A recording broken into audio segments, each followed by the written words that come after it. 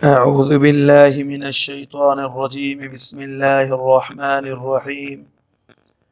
يا أيها النبي اتق الله ولا تطع الكافرين والمنافقين إن الله كان عليما حكيما صدق الله مولانا العظيم يا رب صل وسلم دائما أبدا على حبيبك خير الخلق كلهم۔ اس مبارک صورت کا نام سورہ احزاب ہے۔ یہ مدنی صورت ہے۔ اس مبارک صورت کا وجہ تسمیہ اس طرح ہے کہ احزاب کی لفظی معنی گروہ، جماعتیں، ٹولیاں، چونکہ اسلام کی مخالفت میں قریش مکہ اور جلا وطن کیے ہوئے یہودی ایک بڑی متحدہ محاذ بنا کر مدینہ طیبہ پر چڑھائی کے لیے آئے تھے۔ 5 ہجری کا واقعہ ہے۔ اللہ تعالیٰ نے انہیں ذلیل و رسوا کیا۔ مسلمانوں نے مدینہ طیبہ کے اس طرف جہاں سے دشمن کے آنے کا ڈر تھا وہیں خندق کھود کر مدینہ طیبہ کی حفاظت فرمائی۔ اس صورت میں 3 اہم واقعات کا ذکر ہے، ایک غزوہ احزاب کا اور ایک غزوہ بنی قریظہ کا، ایک سیدہ زینب رضی اللہ تعالی عنہا کا پیغمبر علیہ السلام سے جو نکاح ہوا اس کا تذکرہ۔ یہ مبارک صورت قرآن مجید کی موجودہ ترتیب کے اعتبار سے تو 33 نمبر پر ہے، لیکن نزول کے اعتبار سے 103 پر ہے۔ اس مبارک صورت کی ابتدا میں پیغمبر علیہ السلام سے خطاب فرمایا گیا اور تلقین فرمائی گئی کہ آقا علیہ السلام آپ اللہ کا ڈر دل میں رکھتے ہوئے کافروں کا اور منافقین کا جو در پردہ کافروں سے ملے ہوئے ہیں ان کا کہنا بالکل نہ مانیے، قرآن مجید کا اتباع کیجیے، اللہ ہی پر بھروسہ کیجیے۔ پھر جہالت کی ایک رسم تھی کہ منہ بولے بیٹے کو حقیقی بیٹے کی طرح سمجھا جاتا تھا، اس کے ختم کرنے کے لیے بتلایا گیا کہ ما جعل ادعیاءکم ابناءکم، لے پالک یا گود لیا ہوا لڑکا وہ حقیقی بیٹا نہیں بن جاتا، بلکہ مسلمانوں کو یہ حکم ہوا کہ ان منہ بولے بیٹوں کو اپنے حقیقی باپوں کی طرف منسوب کیا کرو۔ اس کے بعد پیغمبر علیہ السلام کی اطاعت اور ازواج مطہرات کی تعظیم کا حکم دیا گیا۔ یہ بتایا گیا کہ پیغمبر علیہ السلام کا حق مومنوں پر ان کی جانوں سے بھی زیادہ ہے، اس لیے آپ علیہ السلام کی اطاعت اور تعظیم بھی بدرجہ کمال واجب ہوئی۔ پیغمبر علیہ السلام کی ازواج مطہرات تعظیم میں مومنوں کی ماؤں کی طرح ہیں۔ پھر انبیاء علیہ السلام سے جو عہد عالم ارواح میں لیا گیا اس کو یاد دلایا گیا اور اس کی حکمت یہ بتلائی گئی تاکہ قیامت کے روز پیغمبروں کے قول و قرار کی سچائی کی تحقیق کی جائے، جس سے ان کا شرف اور نہ ماننے والوں پر حجت قائم ہو جائے، منکرین کو دردناک عذاب دیا جائے۔ دوسرے رکوع میں غزوہ خندق کا تذکرہ فرما کر مکہ کے کافر اور مدینہ عالیہ سے نکالے ہوئے یہودی اور ان کے حمایتی سب مل کر مدینہ طیبہ پر حملہ آور ہوئے۔ اللہ تعالیٰ نے مسلمانوں کو اس موقع پر کس طرح نصرت سے نوازا، غیب سے ایسی فوجیں بھیجی اور ہوا کا طوفان ان پر مسلط فرمایا جس سے ان کے حواس باختہ ہو گئے، میدان چھوڑ کر بھاگ کھڑے ہوئے۔ اس موقع پر مسلمانوں کا بھی امتحان لیا گیا، بڑی سختیوں میں ڈالے گئے جن میں ماشاءاللہ وہ پورے اترے، لیکن جو منافقین جو مسلمانوں کی ظاہراً شکل میں تھے وہ طرح طرح کی بکواس کرنے لگے، کہنے لگے کہ ما وعدنا اللہ ورسولہ الا غرورا، ہم سے تو خدا اس کے رسول نے نعوذ باللہ محض دھوکے کا وعدہ کر رکھا ہے۔ یہ بزدل منافقین خود بھی میدان سے ہیلہ بہانہ کر کے فرار ہونے لگے اور دوسروں سے بھی کہتے ہیں کہ اس مقابلے میں کیوں اپنے آپ کو ہلاک کرتے ہو، مدینہ واپس لوٹ چلو۔ ان منافقین کو یہ بتایا گیا کہ لڑائی میں موت سے ڈر کر بھاگنا یہ کوئی فائدہ مند چیز نہیں ہے، موت تو ہر جگہ آ سکتی ہے، اگر یہ میدان سے بھاگ کر تھوڑے دن زندہ بھی رہے تب بھی آخر ایک نہ ایک دن موت آنی ہے، پھر خدا کی خدائی سے نکل کر کہاں بھاگ کر جا سکتے ہیں۔ اللہ تعالیٰ اگر کوئی پکڑنا ان کو چاہے، کسی مصیبت میں مبتلا کرنا چاہے گناہوں کی وجہ سے، تو کون تمہیں اس سے بچا سکتا ہے، اور اگر اللہ تعالیٰ اپنا فضل کرنا چاہے تو کون اسے روک سکتا ہے۔ پھر آگے منافقین کی دلی کیفیت، ان کی چال بازوں کو واضح کیا گیا کہ یہ لوگ جنگ میں محض دکھلاؤ کے لیے شریک ہوتے ہیں،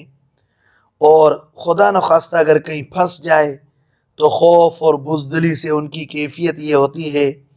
کہ آنکھیں ان کی چکرائی جاتی ہیں جیسے کسی پر موت کی بے ہوشی طاری ہو۔ لیکن جب مسلمانوں کو فتح نصیب ہو جائے تو یہ مال کے حریص مسلمانوں کو طعنہ دیتے ہیں کہ سارا مال تم ہی لے جاؤ گے، ہمارے سبب سے تو تمہیں مال غنیمت ملا ہے، ہمیں محروم کیا جا رہا ہے۔ چونکہ یہ منافقین دل سے ایمان نہیں لائے، محض مصلحتاً ایمان اور اسلام کا اظہار کرتے ہیں، اسی لیے اللہ تعالیٰ نے ان کے تمام اعمال برباد کر دیے۔ تیسرے رکوع میں پیغمبر علیہ السلام کی پیروی کا حکم دیا گیا کہ جو لوگ اپنی آخرت بنانا چاہتے ہیں انہیں چاہیے کہ وہ پیغمبر علیہ السلام کی سنت کی بغیر کسی چوں و چرا کے پیروی کریں۔ منافقین کے برعکس اس رکوع میں مومنین کے اوصاف بیان فرمائے کہ دشمنوں کے اس متحدہ معاہد کو دیکھ کر بھی مومن گھبرائے نہیں، بلکہ ان کے جذبہ اطاعت اور جہاد میں اور اضافہ ہو گیا۔ انہوں نے تو یہ کہا کہ یہی وہ وقت ہے جس کا اللہ اور اس کے رسول نے وعدہ کیا تھا، واقعی خدا اور رسول نے سچ کہا۔ پھر ان مومنوں میں سے بالخصوص صحابہ رضوان اللہ علیہم اجمعین میں سے کچھ ایسے تھے جنہوں نے اللہ کی راہ میں جان دینے کا جو وعدہ کیا تھا اس کو پورا کر کے دکھایا اور خدا کے راہ میں جان دے دی، اور کچھ مومن صحابہ منتظر ہیں وہ جہاد میں اللہ کی راہ میں اپنی جان قربان کریں اور شہید ہو جائیں۔ پھر اس جنگ کی ایک حکمت یہ بیان فرمائی گئی کہ مسلمانوں پر مصیبت اس لیے ڈالی گئی تاکہ مخلصین و منافقین میں امتیاز ہو جائے۔ مخلصین کو اللہ تعالیٰ ان کے اخلاص کا صلہ دے اور منافقین کو چاہے تو عذاب دے، چاہے تو توبہ کی توفیق عطا فرمائے۔ اس طرح آگے فرمایا اس جنگ کا انجام یہ ہوا کہ رد اللہ الذین کفروا، اللہ تعالیٰ نے کافروں کو غم و غصہ کے ساتھ ناکام و نامراد لوٹا دیا، اور رب العالمین نے مسلمانوں کی نصرت و مدد فرمائی۔ اور اس طرح دوسرا انعام اللہ تعالیٰ نے مسلمانوں پر یہ فرمایا کہ بنو قریظہ کے یہود جنہوں نے غداری کر کے معاہدے کے خلاف کفار سے جا ملے، فرمایا ان پر مسلمانوں کو غلبہ نصیب ہوا، وہ قتل ہوئے اور قید ہوئے، ان کی زمینیں جائیدادیں مسلمانوں کے قبضے میں آئیں، اور ان انعامات کی یاد دہانی فرما کر مسلمانوں کو اللہ تعالیٰ کے انعامات کو یاد کر کے اس کا شکر ادا کرنے کا حکم اور رب العالمین کی عبادت اور پیغمبر علیہ السلام کی اطاعت کا حکم فرمایا۔ چوتھے رکوع میں ازواج مطہرات کے متعلق یہ بیان فرمایا کہ دنیوی مال و دولت، عیش و راحت تو چند روزہ چیزیں ہیں، اگر ان فانی چیزوں کی وہ طالب ہیں تو پیغمبر علیہ الصلوۃ والسلام آپ ان سے یہ کہہ دیجئے کہ آؤ تمہیں کچھ مال و اسباب دے کر حسن اور خوبی کے ساتھ رخصت کر دیا جائے. ان کنتن تردن اللہ، اگر تم اللہ اور اس کے رسول کی رضا اور آخرت کی دل دادی ہو تو تمہارے لیے اللہ تعالیٰ نے آخرت کا اجر عظیم تیار کر رکھا ہے. یہ سن کر تمام ازواج مطہرات نے بغیر کسی استثناء کے فوراً یہ کہا انا اخترنا اللہ و رسولہ، ہم نے تو دنوی مال و دولت اور آرائش پر اللہ اور اس کے رسول کو ترجیح دی. پھر ازواج مطہرات کو چند ہدایات ربانی دی گئی کہ آقا علیہ الصلوۃ والسلام کی بیویوں، تم عام عورتوں کی طرح نہیں ہو، بلکہ ان سے کئی گنا زیادہ فضائل کے اعتبار سے بڑی ہوئی ہو. لہذا تمہیں چاہیے کہ تقوی اختیار کرو، اپنے گھروں میں بیٹھی رہو، جاہلیت کے زمانے قدیم کی طرح باہر نہ پھرو، تمام طاعات و عبادات بجا لاتی رہو، خدا اور رسول کی اطاعت کرتی رہو. تم گھروں میں جو اللہ کی آیتیں اور پیغمبر علیہ السلام کے ارشادات سنتی ہو انہیں خوب یاد رکھو. پانچویں رکوع میں ان مرد اور عورتوں کے لیے اللہ تعالیٰ کی مغفرت اور قیامت میں بڑے اجر کی بشارت دی گئی جن میں یہ اوصاف موجود ہیں. ہر مسلمان کو اس سورہ احزاب کے 5ویں رکوع اور 22ویں پارے کے دوسرے رکوع کا مطالعہ کرنا چاہیے کہ جو مرد یا عورتیں اللہ پر پختہ ایمان رکھیں، اللہ کی عبادت اور اطاعت کرنے والے فرما بردار بنے، جو اپنے قول میں سچے ہوں اور دین میں رائے حق میں پیش آنے والی مصیبتوں پر صبر کرنے والے ہوں اور اللہ تعالیٰ سے ڈرنے والے، خشوع و خضوع کرنے والے ہوں